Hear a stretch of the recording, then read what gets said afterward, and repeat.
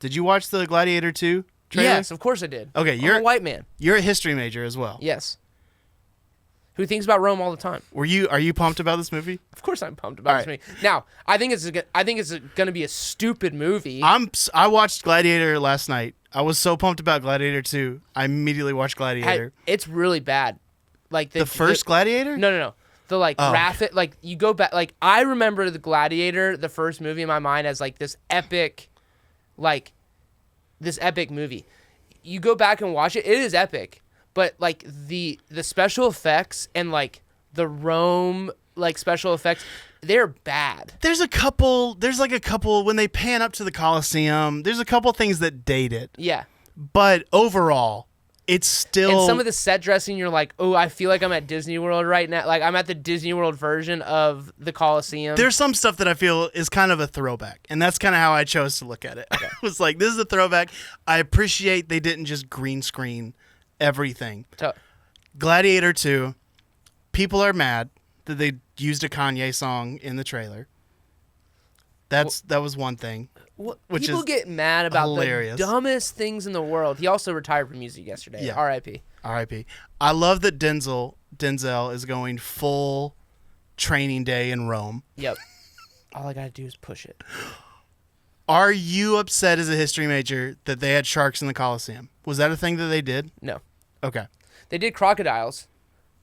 Oh, okay. They could do things that they could transport. But the boat thing, was that like a thing? The boat thing's real. Okay, they had like boat battles in the Colosseum. Yeah, that's real. And they would have them on others. Like there's other arenas that they would. They had the minor leagues. Do this. And actually the boat one happened not in. I think there was another kind of like enclosure like the Colosseum in Rome that they actually did the boat battles at. Okay. It ends up being where they did a bunch of the other horse races because like there was lots of different places, lots of places that Christians burned. There was lots of things happening. Are you, as a history major, do you like or dislike when a movie is historically accurate? Does it matter to you? No, it's entertainment. I understand what it is. This is where like me and you differ when you're like the comics don't follow the story. Comics I think are different. They need to be more accurate. Comic accuracy to me is different than historic accuracy. No, it's the same thing to you. It's not. It should bother us in equal amounts. It should bother me, and it doesn't. I watched Napoleon, and like it didn't bother me at all that it's like not historically accurate. I know. It shouldn't bother you. I have my degree in history. You have your like I didn't go to college degree in comics. Yeah. It bothers you immensely when they don't follow the comic book line. Yeah. It doesn't bother me at all when they don't follow the historical line of the entertainment that it is. Bother me. If you would like to read about Napoleon, you can. Yeah. If you would like to read about Abraham Lincoln, you can. That is true. As far as Gladiator, my thing with Gladiator, why I think it's going to be a dumb movie, it's just the first movie all over again. Like the storyline doesn't like this to me. Like my first reaction was like, oh, this is Star Wars. There's a Death Star. They have to destroy the Death Star. Yeah. It's just this recurring, like, we have to do the thing, get to the place, blow it up, do the thing. And it's just that, again, there's a person who becomes a slave. They hate the empire. They band up with someone who has, influence. Denzel. In the first movie, it was Russell Crowe and the other guy. Yeah. And they're like, hey, I'm going to help you gain your freedom together, and we're going to, conquer that. I understand that you want to get back at the empire or the emperor, and this is how we're going to do it. And they work together to topple the empire, and that happened. That's literally the movie all over again. And I'm sure he dies at the end too. And there's two emperors this time. That's how they stepped it up. That is historically accurate. Yeah. I tried to look it up because I like when things are close enough. By the time that we get here, you're already actually the empire is already falling. So they're kind of we'll see. But the Roman Empire is beginning to split by the time that you have these two brother emperors. Do you think the kid is mad that they recast him?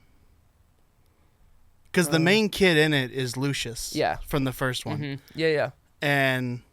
But also that kid is 40 now. So, and then I think the guy Paul Mescal's playing him is 25.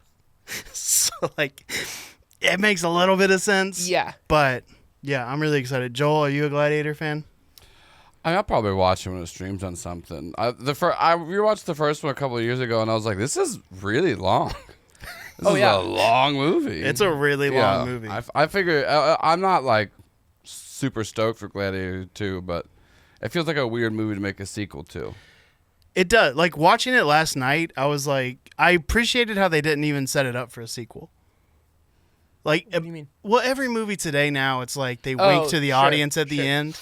And watching it last night, I was like, oh, they just end this movie. Yeah, you're like, where's the end credits? Well, Yeah, I kept waiting for a post-credit. There was never a thought that they were going to do another one. Well, so there was I don't know if this is true or not, but there was an original. All right, so Gladiator, I'm going to look this up. Original Gladiator 2 script. I think Russell Crowe lives. No, he was like fighting in hell. Like Doom style? Yes. I'd watch that movie because that sounds so dumb and ridiculous. He like comes back, like he fights his way like out of hell to come back from the dead, and then he takes down Rome. It's insane. That kind of crosses the. And Ridley Scott was like, too much. No, I don't want to do it. Like, he fights with Roman gods.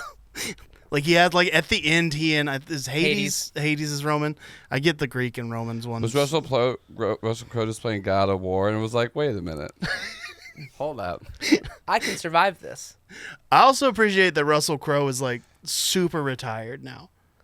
Oh, yeah. Like, He's not super retired. I think his last movie was, like, a couple years ago. In the sense that, like, he's not trying to keep Gladiator figure anymore. Like, he's got this huge gray beard.